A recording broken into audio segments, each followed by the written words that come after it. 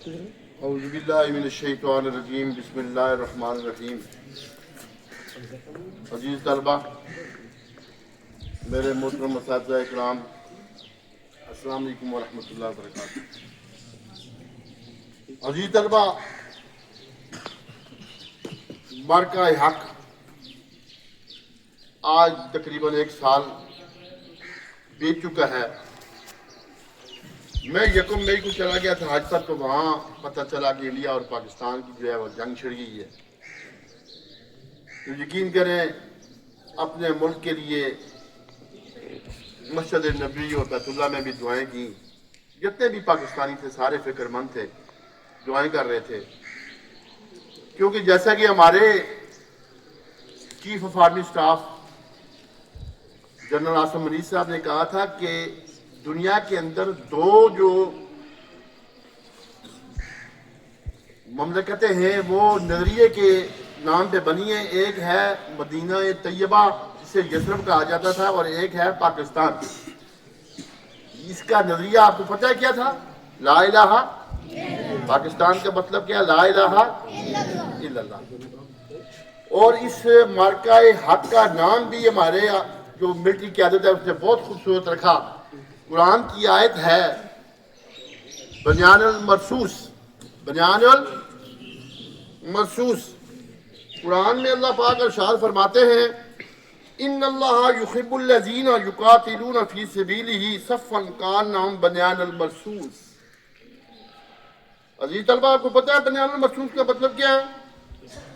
بنیان المرصوص ایک قرآنی اصطلاح ہے جس کا مطلب ہے سیسا پلائی دیوار۔ سیسا پلائی دیوار، جس کی اینٹیں ایک دوسرے کے ساتھ متحد ہیں اور ایسی مضبوطی سے جڑی ہوئی ہیں جو ان کا ٹوٹنا جو ہے وہ ناممکن ہے، ٹوٹنا۔ ہم نے اس آپریشن کا نام بنیان المرصوص رکھ کر یہ ثابت کیا کہ الحمدللہ اگر جذبہ جوان ہو، ایمانی قوت ہو اور ہماری تیاری بھی مکمل ہو تو پھر مسلمان ناقابل تسخیر ہے، ناقابل شکست ہے۔ شاعر نے بھی کیا خوب کہا، کافر ہے تو شمشیر پہ کرتا ہے بھروسہ، کافر ہے تو شمشیر پہ کرتا ہے بھروسہ، مومن ہے تو بے تیغ بھی لڑتا ہے سپاہی، مومن ہے تو بے تیغ بھی لڑتا ہے سپاہی۔ ہم نے اپنے سے 7 گنا بڑے ملک کو ایسا دندان شکن جواب دیا کہ اس کی آنے والی نسلیں بھی یاد رکھیں گی۔ عزیز طلبہ، بعض دفعہ جنگیں بھی ہیں وہ امن کی ضمانت دیتی ہیں، جنگیں ناگزیر ہو جاتی ہیں۔ آپ دیکھیے اسلامی تاریخ کا اگر مطالعہ کریں تو پہلی جنگ بدر ہوئی، بدر کے مقام پر الحمدللہ میں وہاں گیا ہوں، وہ سارا پس منظر جو پڑا ہوا تھا وہ دیکھا اپنی آنکھوں سے۔ جب مسلمانوں کی تعداد 313 ہوئی تو اللہ نے کہا ہے نبی بس کیجئے، اب لڑیے ان کفار سے۔ جب ان کا ظلم حد سے بڑھا تو پھر بدر ہوئی، پھر احد ہوئی، پھر خندق ہوئی، حتیٰ کہ 27 غزوات میں ہمارے نبی نے جو ہے وہ مشرکین سے مقابلہ کیا۔ جنگ احد میں ہمارے نبی صلی اللہ علیہ وسلم کا دندان مبارک شہید ہوا۔ صحابہ کی ایک چھوٹی سی، میں غلطی تو نہیں کہوں گا، چھوٹی سی نبی صلی اللہ علیہ وسلم کی جو اطاعت تھی اس کو جو ہے اس نے روگردانی کی تو فتح جو ہے وہ شکست میں تبدیل ہو گئی تھی۔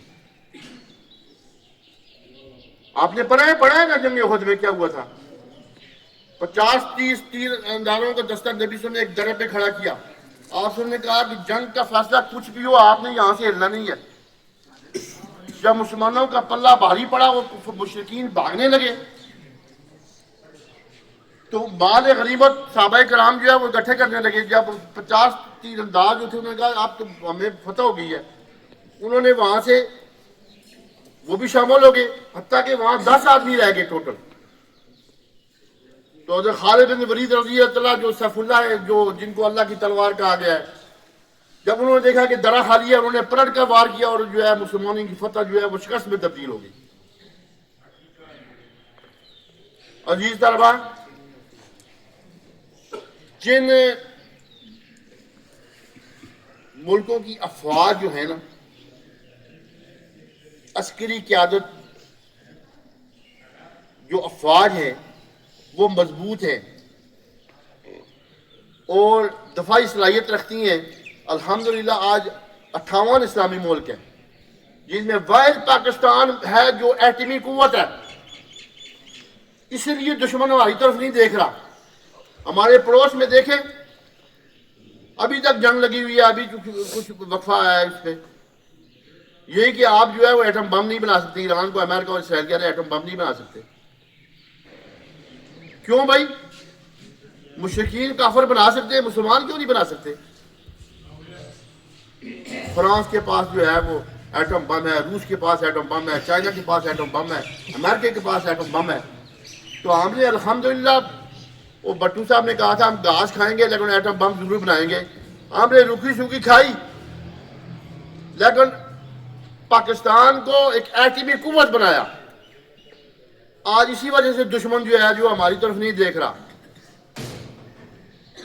ورنہ ہمارے پاس اگر یہ فوجی قوت نہ ہوتی تو ہمارا کیا حشر ہوتا؟ یہ تو دنیا جو ہے وہ جینے کا حق نہیں دیتی ہمیں.